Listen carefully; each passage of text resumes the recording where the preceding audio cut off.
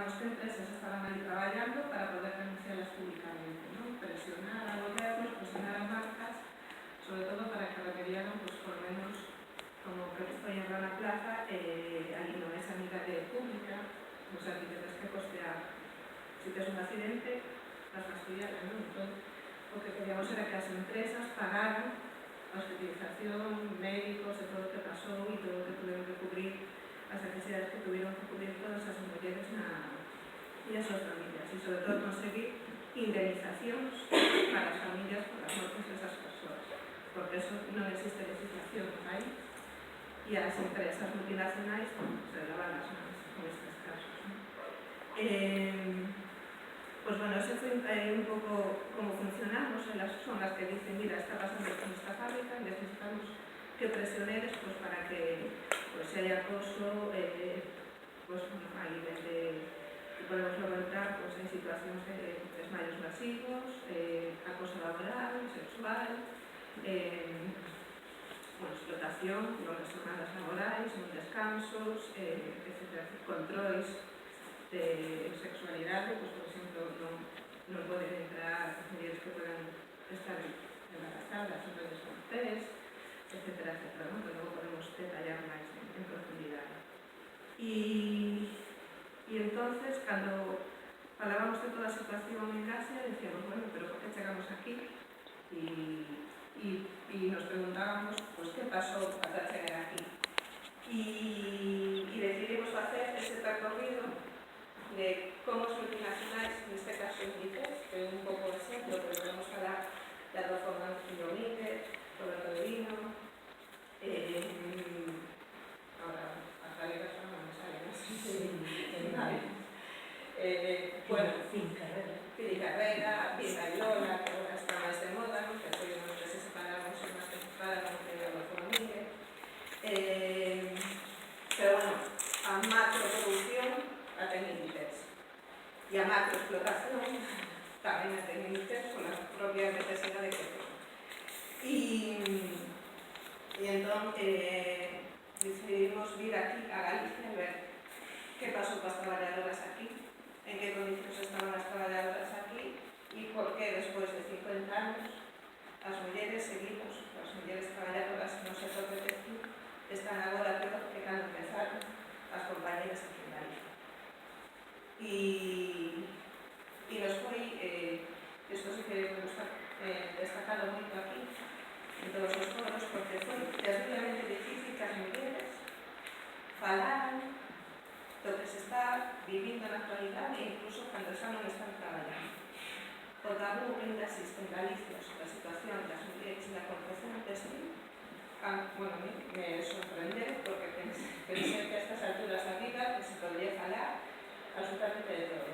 E o medo que ainda existe a falar e o tabú que ainda existe e o silencio dos medios de comunicación galegos é abrumador.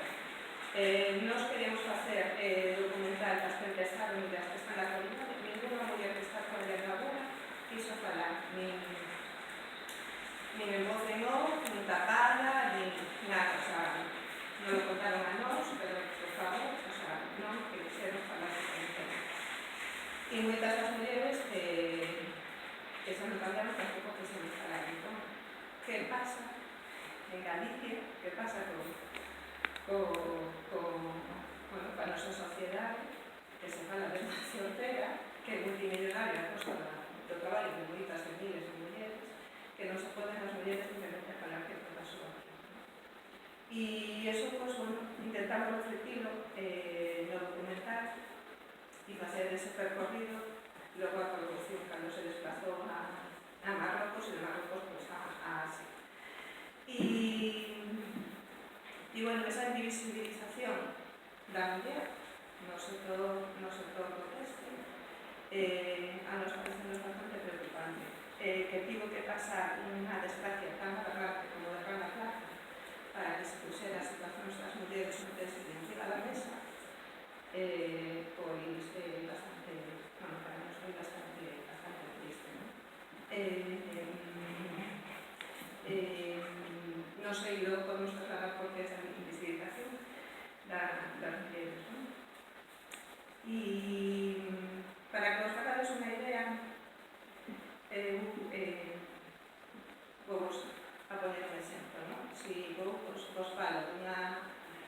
vos digo que un testimonio, unha muller que vos comenta, que vos conta que empezou a través dos 13 anos, que é do sector laboral, que empezou aprendendo o oficio e, desde que empezou a traballar con 13 anos, xa traballaba por 12, 14 horas por día, sen descansos.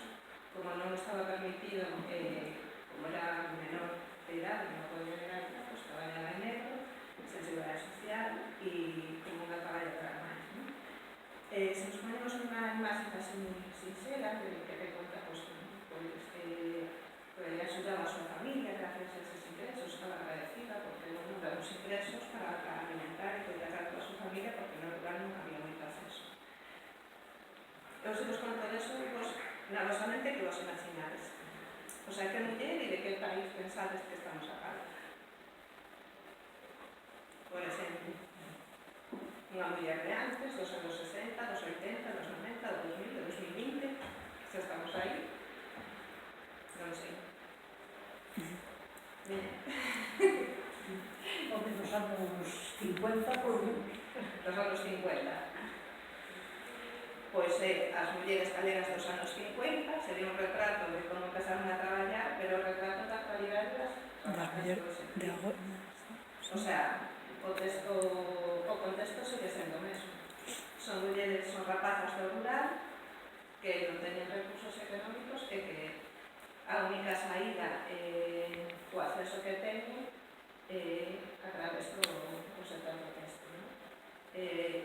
E isto se vai perpetuando desde os anos 50 e 60 que pasou en Galicia, que o modelo, sabemos que o sistema patriarcal, a muller está na casa e o único acceso ao mercado que ten é de sair dentro do que entenden o sector do texto, porque na extensión das labores da casa da muller. Entón, era un xeito natural que as mulleres saíran para coser. Pois ese modelo que se empezou aquí en Galicia, no caso de Viqués, de feito, cando se empezou e empezou a aumentar a produción, a propia empresa en Viqués formaba traballadoras para crear os seus propios talleres para que traballaran para Viqués. E ese traballo se perfeccionou ao longo dos anos e se deslocalizou o seu modelo de produción a outros países. A diferencia de que aquí en Galicia o seu territorio é moito máis pequeno, moito máis pequeno, moito máis, como se pode decir, son comunidades moito máis pequenas, en países máis industrializados. Foi todo un tecido de pequenos talleres que estaban subcontratados para suministrar en Viqués. Isto logo se profesionalizou e ao facer a deslocalización o que fixeron foi trasladar ese modelo pero xa a fábricas muitísimo máis grandes, a producción a gran escala. Pero as similitudes das características de como empiezan as mulleres non cambian en 50, 60 anos. Outro exemplo, pois o mesmo, as condicións laborais, logo podemos ver aquí esta mañana, pero son xornadas, se antes se traballaban 8 horas obligatorias e 4 horas extras en Galicia, que son 12 horas. Claro, as mulleres, se as escoitas no documental, por exemplo, claro, elas estaban agradecidas. Non sabían como mulleres traballadoras, elas o que habían era unha posibilidade de sair da casa de ter ingresos para a súa familia, ou para completar o salario do marido. Se decía así no documental, pero sin ningún tipo de actitude, non? É como, é a primeira vez que podo sair, teño os meus ingresos, pero non se consideraban mulleres traballadoras. E con eso tamén se utilizou no sector industrial. Iso é parecido das conservas. Sí, ten a ser un pouco así, sí. A diferencia é que o que fixo, me vou a centrar máis, ainda que foron máis en Viqués, porque eu que máis coñezo, pode ser estendido tamén a Adolfo Domínguez e as outras marcas. O que facía era, ao principio, dices, tiña os seus propios talleres, eran da súa propiedade e contrataba as traballadoras. Pero mirou que eso non era rentable, entón o que decidiron foi subcontratar que as mulleres crearan os seus propios negocios e eles a Inditex a subcontrataban.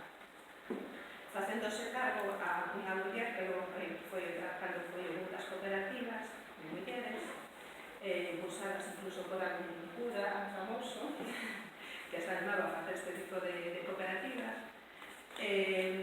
O risco levaban as mulleres, porque las tiñan que facer unha inversión de maquinaria e logo Inditex o que les exixía era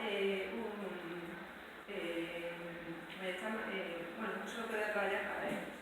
Entonces dependen únicamente de exclusividade